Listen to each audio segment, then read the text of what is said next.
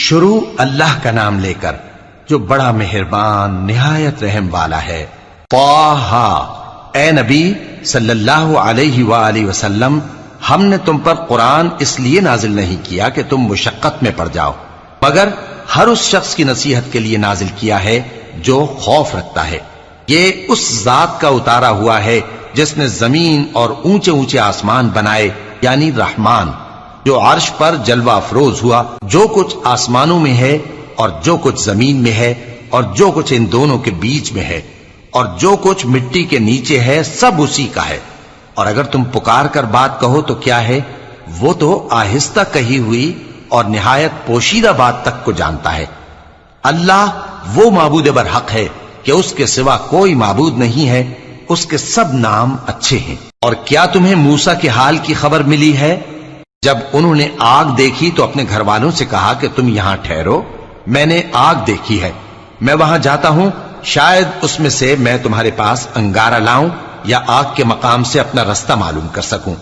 پھر جب وہ وہاں پہنچے تو آواز آئی کہ اے موسیٰ، میں تو تمہارا پروردگار ہوں، تو اپنے جوتے اتار دو، تم یہاں پاک میدان یعنی طویٰ میں ہو، اور میں نے تم کو منتخب کر لیا ہے، تو جو حکم دیا جائے اسے سنو۔ بے شک میں ہی اللہ ہوں، میرے سوا کوئی معبود نہیں، تو میری عبادت کیا کرو اور میری یاد کے لیے نماز پڑھا کرو۔ قیامت یقیناً آنے والی ہے، میں چاہتا ہوں کہ اس کے وقت کو پوشیدہ رکھوں تاکہ ہر شخص جو کوشش کرے اس کا بدلہ پائے۔ تو جو شخص اس پر ایمان نہیں رکھتا اور اپنی خواہش کے پیچھے چلتا ہے، کہیں تم کو اس کے یقین سے روک نہ دے، تو اس صورت میں تم ہلاک ہو جاؤ۔ اور اے موسیٰ، یہ تمہارے داہنے ہاتھ میں کیا ہے؟ انہوں نے کہا، یہ میری لاٹھی ہے، اس پر میں ٹیک لگاتا ہوں اور اس سے اپنی بکریوں کے لیے پتے جھاڑتا ہوں، اور اس میں میرے اور بھی کئی فائدے ہیں۔ فرمایا کہ موسیٰ اسے زمین پر ڈال دو، تو انہوں نے اس کو ڈال دیا اور وہ یکا یک سانپ بن کر دوڑنے لگا۔ فرمایا کہ اسے پکڑ لو اور ڈرنا مت، ہم اس کو ابھی اس کی پہلی حالت پر لوٹا دیں گے، اور اپنا ہاتھ اپنی بغل میں دبا لو کہ وہ کسی عیب و بیماری کے بغیر سفید چمکتا دمکتا نکلے گا۔ یہ دوسری نشانی ہے تاکہ ہم تمہیں اپنے بڑے بڑے نشانات دکھائیں۔ تم فرعون کے پاس جاؤ کہ وہ سرکش ہو رہا ہے۔ کہا، اے میرے پروردگار، اس کام کے لیے میرا سینہ کھول دے اور میرا کام آسان کر دے، اور میری زبان کی گرہ کھول دے تاکہ وہ میری بات سمجھ لیں، اور میرے گھر والوں میں سے ایک کو میرا وزیر یعنی مددگار مقرر فرما، یعنی میرے بھائی ہارون کو۔ اس سے میری کمر کو مضبوط کر اور اسے میرے کام میں شریک کر، تاکہ ہم تیری بہت سی تسبیح کریں اور تجھے کثرت سے یاد کریں، تو ہم کو ہر حال میں دیکھ رہا ہے۔ فرمایا، موسیٰ، تمہاری دعا قبول کی گئی، اور ہم نے تم پر ایک بار اور بھی احسان کیا تھا جب ہم نے تمہاری والدہ کو الہام کیا تھا جو تمہیں بتایا جاتا ہے۔ وہ یہ تھا کہ اسے یعنی موسیٰ کو صندوق میں رکھو، پھر اس صندوق کو دریا میں ڈال دو، تو دریا اس کو کنارے پر ڈال دے گا، اور میرا اور اس کا دشمن اسے اٹھا لے گا۔ اور موسیٰ، میں نے تم پر اپنی طرف سے محبت ڈال دی، اور اس لیے کہ تم میرے سامنے پرورش پاؤ۔ جب تمہاری بہن وہاں فرعون کے ہاں گئی اور کہنے لگی کہ میں تمہیں اس کا پتہ دوں جو اس کو پالے پوسے، تو اس طریق سے ہم نے تم کو تمہاری ماں کے پاس پہنچا دیا تاکہ ان کی آنکھیں ٹھنڈی ہوں اور وہ رنج نہ کریں۔ اور تم نے ایک شخص کو مار ڈالا تھا تو ہم نے تم کو غم سے نجات دی، اور ہم نے تمہاری کئی بار آزمائش کی، پھر تم کئی سال اہل مدین میں ٹھہرے رہے۔ پھر اے موسیٰ، تم ایک اندازے پر آ پہنچے اور میں نے تم کو اپنے کام کے لیے بنایا ہے، تو تم اور تمہارا بھائی دونوں ہماری نشانیاں لے کر جاؤ اور میری یاد میں سستی نہ کرنا۔ دونوں فرعون کے پاس جاؤ کہ وہ سرکش ہو رہا ہے، اور اس سے نرمی سے بات کرنا، شاید وہ غور کرے یا ڈر جائے۔ دونوں کہنے لگے کہ اے ہمارے پروردگار، ہمیں خوف ہے کہ وہ ہم پر زیادتی کرنے لگے یا زیادہ سرکش ہو جائے۔ اللہ نے فرمایا کہ ڈرو مت، میں تمہارے ساتھ ہوں کہ سنتا اور دیکھتا ہوں۔ اچھا، تو اس کے پاس جاؤ اور کہو کہ ہم آپ کے پروردگار کے بھیجے ہوئے ہیں، تو بنی اسرائیل کو ہمارے ساتھ جانے کی اجازت دیجیے اور انہیں عذاب نہ کیجیے۔ ہم آپ کے پاس آپ کے پروردگار کی طرف سے نشانی لے کر آئے ہیں، اور جو ہدایت کی بات مانے اس کو سلامتی ہو۔ ہماری طرف یہ وحی آئی ہے کہ جو جھٹلائے اور منہ پھیرے اس کے لیے عذاب تیار ہے۔ غرض موسیٰ اور ہارون فرعون کے پاس گئے، اس نے کہا کہ موسیٰ، تمہارا پروردگار کون ہے؟ کہا کہ ہمارا پروردگار وہ ہے جس نے ہر چیز کو اس کی شکل و صورت بخشی، پھر راہ دکھائی۔ کہا تو پہلی قوموں کا کیا حال ہوا؟ فرمایا کہ ان کا علم میرے پروردگار کو ہے جو کتاب میں لکھا ہوا ہے۔ میرا پروردگار نہ چوکتا ہے نہ بھولتا ہے۔ وہ وہی تو ہے جس نے تم لوگوں کے لیے زمین کو فرش بنایا اور اس میں تمہارے لیے رستے بنا دیے اور آسمان سے پانی برسایا، پھر اس سے مختلف نباتات پیدا کی کہ خود بھی کھاؤ اور اپنے مویشیوں کو بھی چراؤ۔ بے شک ان باتوں میں عقل والوں کے لیے بہت سی نشانیاں ہیں۔ اسی زمین سے ہم نے تم کو پیدا کیا اور اسی میں ہم تمہیں لوٹائیں گے اور اسی سے ہم تمہیں دوسری دفعہ نکالیں گے۔ اور ہم نے فرعون کو اپنی سب نشانیاں دکھائیں مگر وہ تکذیب اور انکار ہی کرتا رہا۔ کہنے لگا کہ موسیٰ، کیا تم ہمارے پاس اس لیے آئے ہو کہ اپنے جادو کے زور سے ہمیں ہمارے ملک سے نکال دو؟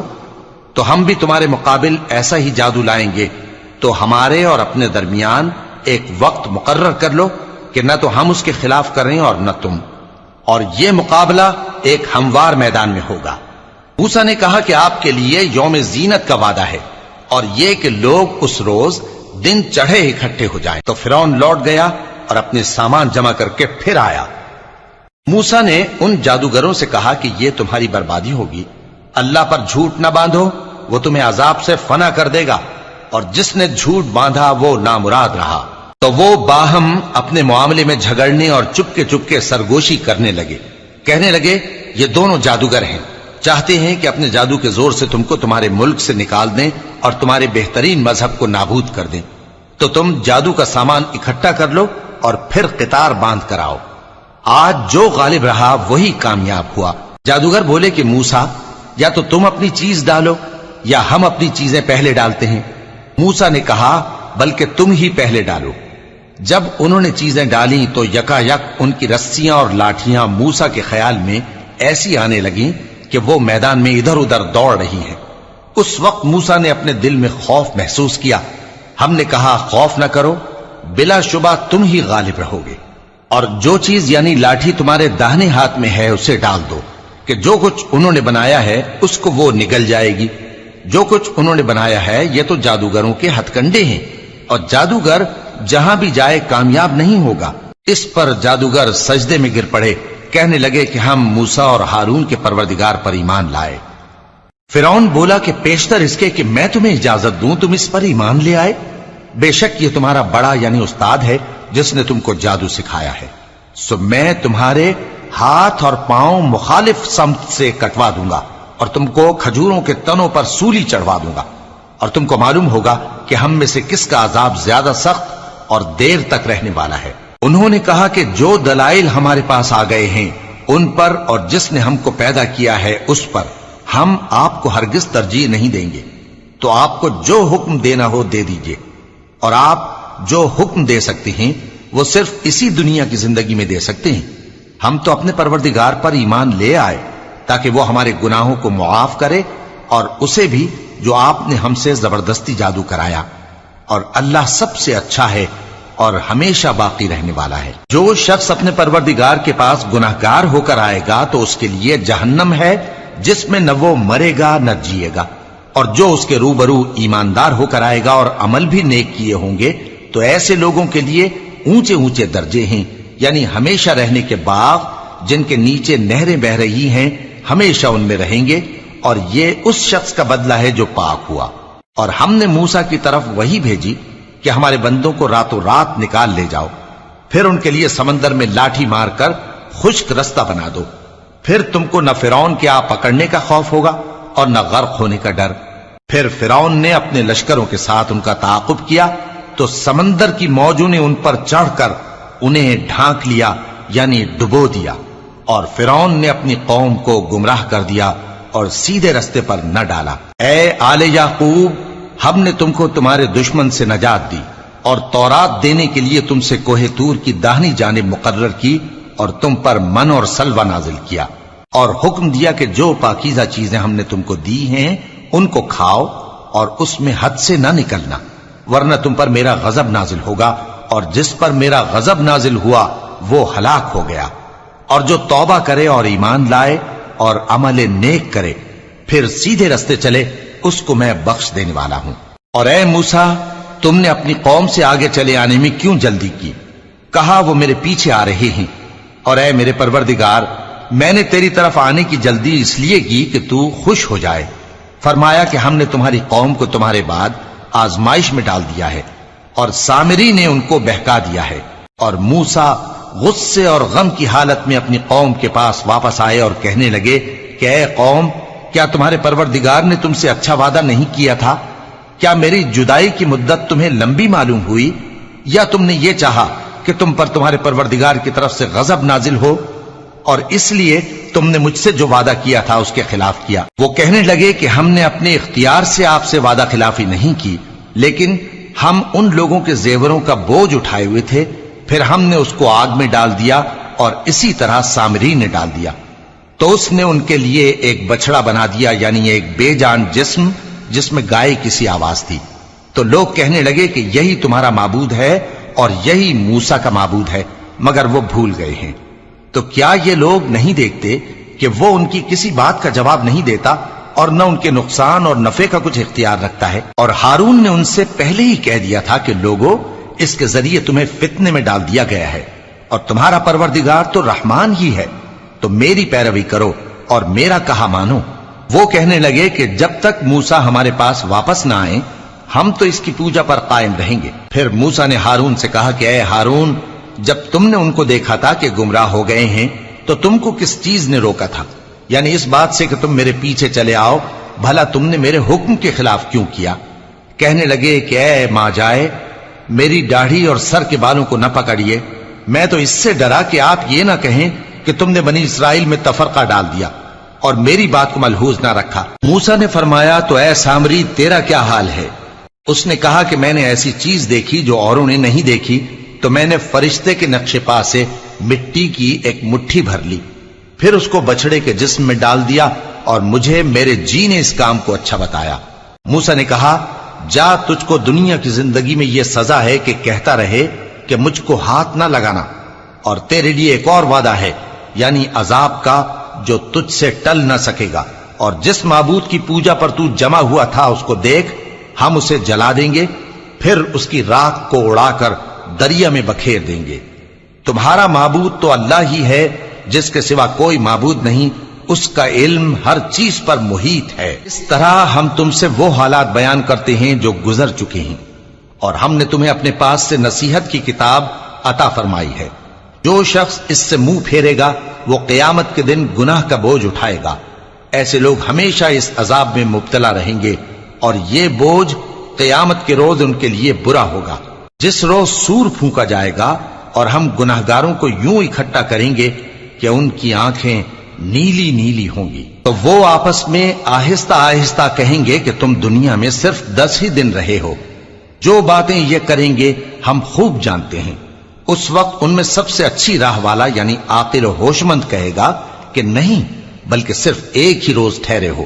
اور اے نبی صلی اللہ علیہ وآلہ وسلم، لوگ تم سے پہاڑوں کے بارے میں دریافت کرتے ہیں، کہہ دو کہ میرا رب ان کو راکھ بنا کر بکھیر دے گا، پھر زمین کو ہموار میدان کر چھوڑے گا جس میں تم کوئی نشیب و فراز نہ دیکھو گے۔ اس روز لوگ پکارنے والے کے پیچھے چلیں گے اور اس کی پیروی سے انحراف نہ کر سکیں گے، اور رحمان کے سامنے آوازیں پست ہو جائیں گی، تو تم ایک ہلکی آواز کے سوا کوئی آواز نہ سنو گے۔